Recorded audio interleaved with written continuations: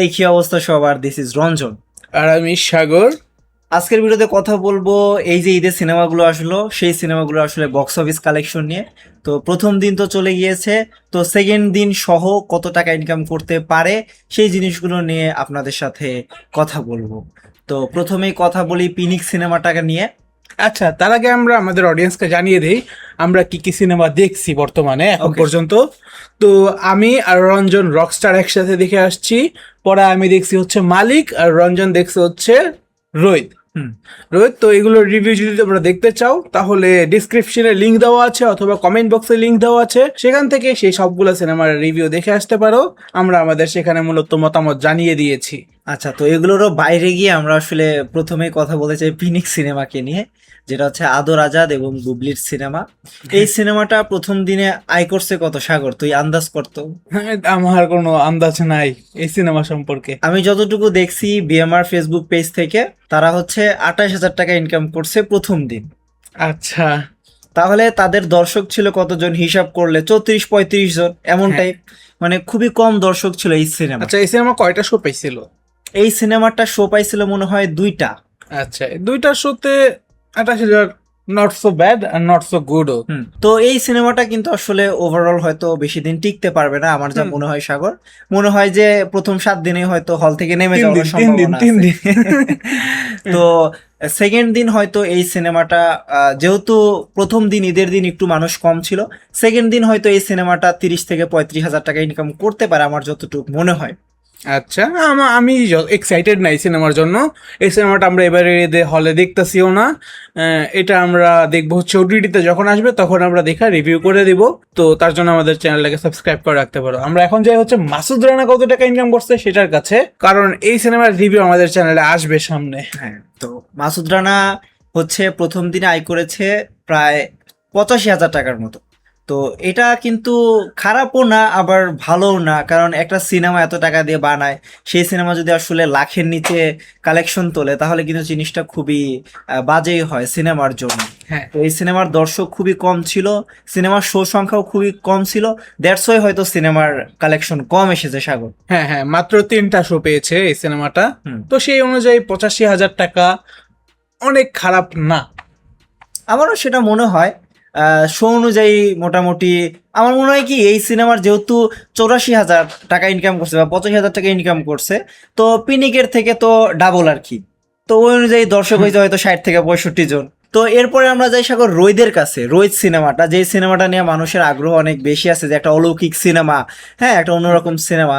এই সিনেমাটার আয় কিন্তু মানে খুব যে খারাপ হয়েছে তা না, শো সংখ্যা হিসেবে সিনেমাটার আয় মোটামুটি ভালো। হ্যাঁ, এবারের ঈদে আমার মনে হয় এটা তৃতীয়তে আছে, যেটা মূলত আমাদের মাল্টিপ্লেক্সে সব থেকে বেশি হল পেয়েছে। তো এই রোহিত সিনেমাটি প্রথম দিনে আয় করছে প্রায় 7 লাখ টাকার মতো। বাট এই সিনেমাটা আমার মনে হচ্ছে, সাগর, যে সেকেন্ড দিনে গিয়ে মোটামুটি 10 লাখ টাকা ইনকাম করতে পারে। তোর কি মনে হয়? হ্যাঁ, এটা একটু আয় বাড়বে, কারণ হচ্ছে দ্বিতীয় দিন মানুষরা একটু বেশি হলে যায় সিনেমাটা দেখবে, এন্ড এটা ধীরে ধীরে ইনকাম করবে। এমন না যে এটার শো হঠাৎ সিনেমা হল থেকে গায়েব হয়ে যাবে, এমন না। এটা আসলে লং রানে চলার মতো আর সিনেমা। তুই তো সিনেমাটা দেখে আমাকে বলছিস যে সিনেমাটা অনেক ভালো নাকি, তো সেই হিসাবে সিনেমাটা আরো সামনে আয় করবে। সিনেমেটিক একটা এক্সপিরিয়েন্সের বিষয় আছে, যেটা এই সিনেমা আসলে ডেলিভার করে। এটা বাসায় বসে ফোন দিয়ে, এটা বাসায় বসে ফোনে দেখে সেই এক্সপিরিয়েন্সটা পাওয়া পসিবল না। তো এরপর আসি মাস মাসালা, যে সিনেমাটা সাগর দেখে আসছে, মালিক সিনেমা। মালিক সিনেমার ফার্স্ট ডে যে কালেকশনটা ছিল সেটা ছিল হচ্ছে প্রায় 2,35,000 টাকার মতো। আচ্ছা। যেটার শো ছিল কয়টা? 7টা। 7টা। অনলি 7টা শো থেকে 2,35,000 টাকার মতো ইনকাম করছে এই সিনেমাটা। তবে আমার মনে হয় কি, সাগর, যে এই সিনেমাটা হয়তো মাল্টিপ্লেক্সে বেশি দিন টিকতে পারবে না। সিনেমাটা মাল্টিপ্লেক্সেও থাকবে, কমপক্ষে 2-3 সপ্তাহ থাকবে, বুঝছস। 3-4 দিন যাওয়ার পর এটা এমন ভাবে মাল্টিপ্লেক্সে ড্রপ করবে যে এটা আর উঠানো পসিবলই হবে না, বুঝছস। সিঙ্গেল স্ক্রিনে যারা ডাম অডিয়েন্স, তাদের জন্য এই সিনেমাটা প্রচুর পরিমাণে হিট খেয়ে যাবে। আমার যতটুকু মনে হয় যে সিঙ্গেল স্ক্রিনে এই সিনেমাটা মাথায় দিবে। বাট মানে কি, আমি জানি যে এই সিনেমাটার পটেনশিয়াল হয়তো বা ছিল, শুধু শুধু ডিরেক্টরের ভিশনের কারণে সিনেমাটা খারাপ হয়েছে, আর কিছু না। তো মালিকের পরে যে মেইন সিনেমাটা আমাদের রকস্টার, শাকিব খানের রকস্টার, সেই সিনেমার বক্স অফিস নিয়ে কথা বলতে চাই। প্রথম দিন না, আমরা আগে বনলতার কাছে যাই। আচ্ছা, বনলতা শেষ করবি?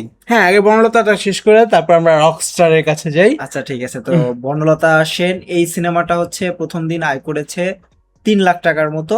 তো হ্যাঁ। আমার মনে হয় যে দ্বিতীয় দিনে গিয়ে এই সিনেমাটা 5 লাখের মতো আয় করতে পারে। আমি এটা নিয়ে কিছু বলতে পারতাছি না, কারণ আমরা কেউই সিনেমাটা দেখি নাই। তো সিনেমার পজিটিভ বিষয় আছে কি নেগেটিভ বিষয় আছে এটা আমরা জানি না।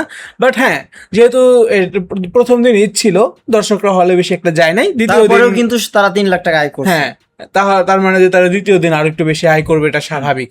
তো আমরা ধরে রাখতেছি যে মোটামুটি 5 লাখ টাকার মতো হয়তো আয় করবে। তো রকস্টারের কাছে তখন আসতে গেলাম, সাগর আর কি বলল আগে বনলতার কথা।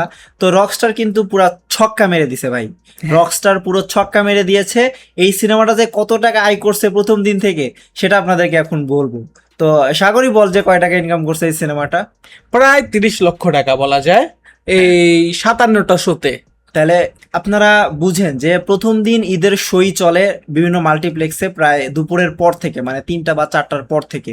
তো তারপরে এই সিনেমাটা প্রায় 29 লাখ টাকা বা 30 লাখ টাকার মতো ইনকাম করছে। তো এই সিনেমাটা দ্বিতীয় দিনে গিয়ে কত টাকা ইনকাম করবে আপনারা একটা ধারণা আপনারা আমাদেরকে দিয়ে দেন যে আসলে তারা হচ্ছে দ্বিতীয় দিন বা তৃতীয় দিনে কত টাকা আয় করতে পারে। আমাদের পার্সোনালি বা আমার পার্সোনালি মনে হয় যে এই সিনেমাটা হয়তো দ্বিতীয় দিনে 55 লাখ টাকার মতো হয়তো ইনকাম করবে। সাগর? আচ্ছা, আমি একটা জিনিস দেখছি, তুফান সিনেমা প্রথম দিন 37টা হলে আয় করছিল হচ্ছে প্রায় 30 লক্ষ টাকা। তারপর তাণ্ডব সিনেমা প্রায় 47টা শো নিয়ে আয় করেছে হচ্ছে 36 লাখ টাকা। এবং রকস্টার 57টা এবার সব থেকে বেশি হল পেয়েছে এবং এবার আয় করেছে হচ্ছে 30 লাখ টাকা। তো তার আগের সিনেমা যদি দেখি সেই হিসেবে আয় কিন্তু তেমন একটা বেশি না। বাট হ্যাঁ, এই সিনেমার গল্প আমি দেখছি, স্টোরি আমি দেখছি, মেকিং আমি দেখছি, এটা লং টার্মে মাল্টিপ্লেক্সে অনেক সময় চলতে যাচ্ছে, প্রায় 1 মাস ভালো ভালো যদি আর কি অডিয়েন্সকে গ্যাদার piracy করবে। না হয়।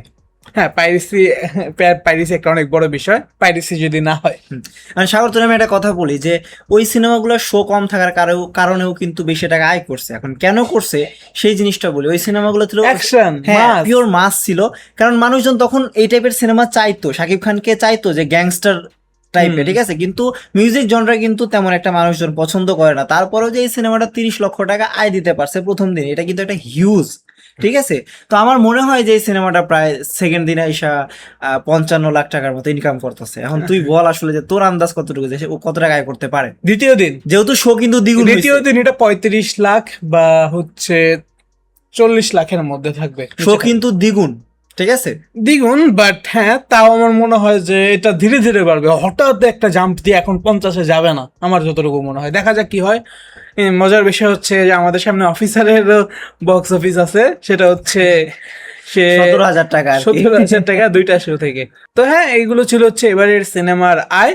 প্রথম দিনের বক্স অফিস অলরেডি আমাদের হাতে এসেছে, দ্বিতীয় দিনেরটা আমরা আন্দাজ করলাম, আর আমাদের আন্দাজের সাথে হয়তো মিলেও যাবে জিনিসটা। তো এরকম করে আমরা হয়তো বক্স অফিসের ভিডিও বানাতে থাকবো। আপনারা যদি পছন্দ করেন তাহলে অবশ্যই কমেন্টে জানাবেন। সম্পূর্ণ ভিডিওটি দেখার জন্য আপনাদের ধন্যবাদ। বাই।